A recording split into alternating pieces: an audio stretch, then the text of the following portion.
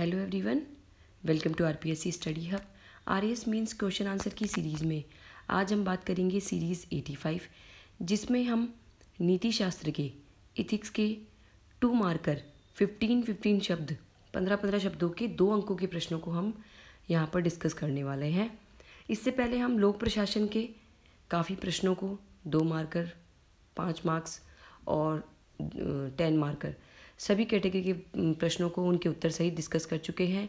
I hope आपने वो series देखी होगी, नहीं देखी तो डिस्क्रिप्शन में उनका लिंक है, आप डायरेक्ट वहाँ से जाके देख सकते हैं। तो आज से अपन इथिक्स नीति शास्त्र की सीरीज़ शुरू कर रहे हैं, जिसमें हम 2 मार्क्स के, 5 मार्क्स के और 10 मार्क्स के इथिक्स के नीति शास्त्र के प्रश्नों को उनके उत्तर सहित डिस्कस करेंगे। तो आइए स्टार्ट करते हैं आज का पहला प्रश्न। आज का पहला प्रश्न है, गीता के लोक संग्रह के सिद्धांत की लोक कल्याण में भूमिका को स्पष्ट कीजिए।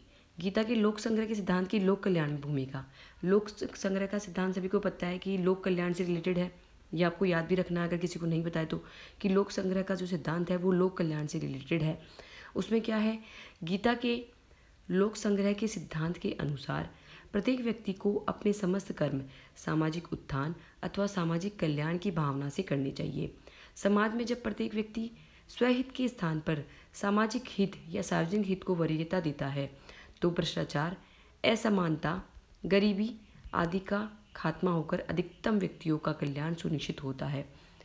कहने का तात्पर्य ये है कि गीता में जो लोक संग्रह का सिद्धांत दिया गया है वो ये बोलता है कि प्रत्येक व्यक्ति की जितने भी कर्म हैं वो सभी जो है वो सार्वजनिक हित या सार्वजनिक कल्याण की भावना से करनी चाहिए, जिससे सभी का उत्थान हो, सार्वजनिक उत्थान हो, सामाजिक उत्थान हो, समाज में प्रत्येक व्यक्ति का कल्याण हो। स्वहित के स्थान पर सार्वजनिक हित को वरीयता देना चाहिए, जिससे भ्रष्टाचार, असमानता, गरीबी या और भी जो सामाजिक प्रॉब्लम है उसका जो खात्मा है या जो उसका जो एंड है वो समाप्त हो। तो अधिकतम व्यक्तियों का कल्याण इससे सुनिश्चित होगा। ओके। दूसरा प्रश्न है हमारा, प्रशासनिक जीवन में बौद्ध दर्शन के अष्टांगिक मार्ग की प्रासंगिकता को स्पष्ट कीजिए। अष्टांगिक मार्ग, यहाँ पर आप देखेंगे अष्टांगिक मार्ग, कई लोग अष्टांगिक योग और अष्टांगिक मार्ग में बहुत कन्फ्यूज होता है, तो आपको ध्यान रखना है अष्टांगिक मार्ग बौद्ध दर्शन से संबंधित है, जबकि अष्टांगिक योग जो है वो पतंजलि का हो गया है। तो अष्टांगिक मार्ग क्या है? बौद्ध दर्शन में तृष्णा के कारण उत्पन्न दुखों के निरोध हेतु अष्टांगिक मार्ग का उल्लेख है। बौद्ध दर्शन में क्या है? तृष्णा के कारण जो दुख उत्पन्न होते हैं, तो उन दुखों के निवारण हेतु अष्टांगिक मार्ग दिया गया है, जिसके अंतर्गत क्या क्या है? सम्यक दृष्टि, सम्यक संकल्प, सम्यक वाक, सम्यक कर्म, सम्यक आजीविका, सम्यक व्यायाम, सम्यक स्मृति, सम्यक ज्ञान। तो ये सभी अष्टांगिक मार्ग के ये पार्ट हैं। ओके। प्रशासनिक जीवन में अष्टांगिक मार्ग प्रशासकों को लोभ, भ्रष्टाचार, तनाव आदि से मुक्त रहकर लोक कल्याण हेतु कार्य की प्रेरणा देते हैं। तो ये आपको सारे ध्यान रखने, सम्यक दृष्टि, सम्यक संकल्प, सम्यक वाक, सम्यक कर्म, सम्यक आजीविका, सम्यक व्यायाम, सम्यक स्मृति और सम्यक ज्ञान। ये अष्टांगिक मार्ग सभी को क्या करते हैं? लोभ, भ्रष्टाचार, तनाव या और भी कोई प्रॉब्लम है उससे मुक्त रहकर लोक कल्याण के कार्य करने के लिए प्रेरित करते हैं। दुखों के निवारण हेतु इन मार्गों का उल्लेख बौद्ध दर्शन में किया गया है। फिर है हमारा नेक्स्ट प्रश्न, परिवार मनुष्य के नैतिक विकास की सबसे महत्वपूर्ण संस्था है, कैसे? परिवार मनुष्य के नैतिक विकास की सबसे महत्वपूर्ण संस्था है, कैसे? इसका उत्तर हमें देना है। 2 मार्कर प्रश्न है। परिवार व्यक्ति की प्रथम पाठशाला है। मूल्यों का पहला पाठ व्यक्ति परिवार से ही सीखता है। बच्चा परिवार में माता पिता, भाई बहन, दादा दादी आदि से दया, करुणा, प्रेम, बड़ों का सम्मान करना, उत्तरदायित्व निभाना, अनुशासन, कर्तव्य पालन, उत्साह, मेहनत, दूसरों की भावनाओं का सम्मान करना, ये सभी मूल्य वहाँ से सीखता है। और भी कई मूल्य हैं, चाचा चाची से सीखता है, ताई ताऊ से सीखता है, बुआ से सीखता है, काफ़ी मूल्य जो है वो परिवार से सीखता है। माँ को ही बालक का प्रथम गुरु माना जाता है। अतः निश्चित रूप से परिवार मनुष्य के नैतिक विकास की सबसे महत्वपूर्ण संस्था है। ओके। यहाँ पर आप ब्लॉक डायग्राम भी बना सकते हैं। गांधी की सर्वोदय की संकल्पना की वर्तमान में प्रासंगिकता बताइए। गांधी की सर्वोदय की संकल्पना की वर्तमान प्रासंगिकता आपको बतानी है 2 मार्कर प्रश्नों में। देखिए आप 50 वर्ड्स और 100 वर्ड्स में तो चलता ही है। अभी ये प्रश्न देखो आप प्रासंगिकता वाला 2 मार्कर प्रश्नों में है। तो अभी आरएस की प्रकृति इस तरह से बदलती जा रही है कि आपको हर तरह से तैयार करना है। सर्वोदय का तात्पर्य है समाज में रहने वाले सभी लोगों का समुचित विकास, सभी का उत्थान, सभी का कल्याण, सभी का उदय।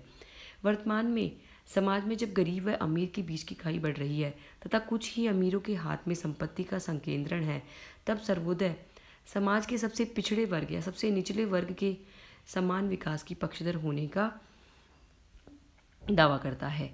सर्वांगीण विकास हेतु अत्यधिक प्रासंगिक है, यानी सभी का उदय। अमीर गरीब की खाई को जो कम करने के लिए ये उपयोगी है, जिसमें संपत्ति का संकेंद्रण अमीरों के हाथ में ना हो, बल्कि संपत्ति जो है वो सर्वोदय समाज के पिछड़े वर्ग या समाज के जो निचला वर्ग है उसके कल्याण में हो, जिससे सभी का समान विकास हो, सर्वांगीण विकास हो। फिर नेक्स्ट है हमारा प्रशासकों के नैतिक मूल्यों का उल्लेख कीजिए। प्रशासकों के नैतिक मूल्य का उल्लेख यहाँ पर हमको करना है।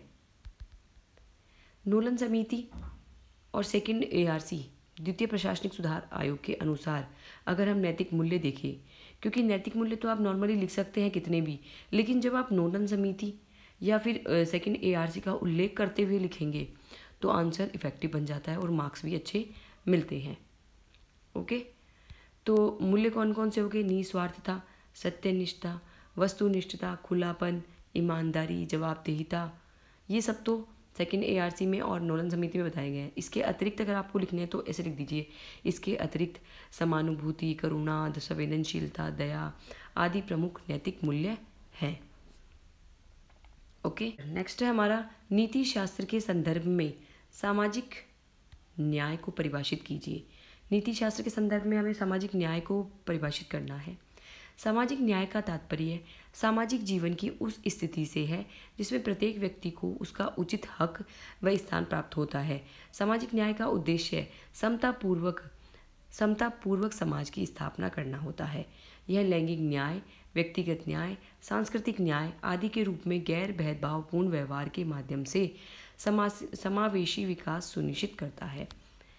ये हो गया कि जैसे प्रत्येक व्यक्ति को उसका उचित हक मिले, स्थान प्राप्त होता है। सामाजिक न्याय में क्या होता है? समतापूर्वक समाज की स्थापना होती है, जिसमें लैंगिक न्याय, व्यक्तिगत न्याय, सांस्कृतिक न्याय, सभी न्याय इसकी स्थापना की जाती है। गैर भेदभावपूर्ण व्यवहार के माध्यम से समावेशी विकास किया जाता है। लास्ट प्रश्न है हमारा, नैतिक चिंता से आप क्या समझते हैं? नैतिक चिंता से आप क्या समझते हैं? ऐसा कोई कार्य या स्थिति जिसमें किसी नैतिक पक्ष का उल्लंघन हुआ हो या होने की संभावना हो, नैतिक चिंता कहलाती है। जैसे एग्जाम्पल देखें तो संविधान की भावना के विरुद्ध मूल अधिकारों का उल्लंघन। अगर संविधान की भावना के विरुद्ध अगर हम मूल अधिकारों का उल्लंघन करते हैं तो ये नैतिक चिंता में आ जाता है। सरकारी संस्थाओं का दुरुपयोग करना, इसके समाधान हेतु समुचित कार्य संस्कृति का विकास, नैतिक संहिता, आचरण संहिता का पालन किया जाता है। इथिकल कंसर्न, ठीक है। नैतिक चिंता यहाँ पर इंग्लिश में अगर आप देखेंगे तो इथिकल कंसर्न बोलते हैं, तो उससे आप कंफ्यूज ना होंगे। कई बार इंग्लिश वर्ड्स को भी देखना जरूरी हो जाता है। तो इथिकल कंसर्न में क्या होता है, जब भी हम अगर देखें कि कोई भी नैतिक पक्ष का उल्लंघन होने की संभावना होती है, जैसे सरकार द्वारा संविधान की भावना के विरुद्ध मूल अधिकारों का उल्लंघन करना या राजनीतिक दुरुपयोग करना संस्थाओं का, तो समाधान के लिए हम क्या करेंगे, एक उचित जो है वो कार्य संस्कृति का विकास करेंगे। नैतिक संहिता और आचार संहिता का पालन करने के लिए ऐसे कार्य भी हम कर सकते हैं। तो आज के प्रश्न यहीं तक। कल हम 50 वर्ड्स 100 वर्ड्स के प्रश्नों को भी डिस्कस करेंगे। ये सीरीज़ अपनी कंटिन्यू रहेगी मेंस के एग्ज़ाम तक, तो चैनल पर आप बने रहिए, और भी बेहतरीन प्रश्नों को मैं लेकर आऊँगी। Okay, so thank you for watching this video.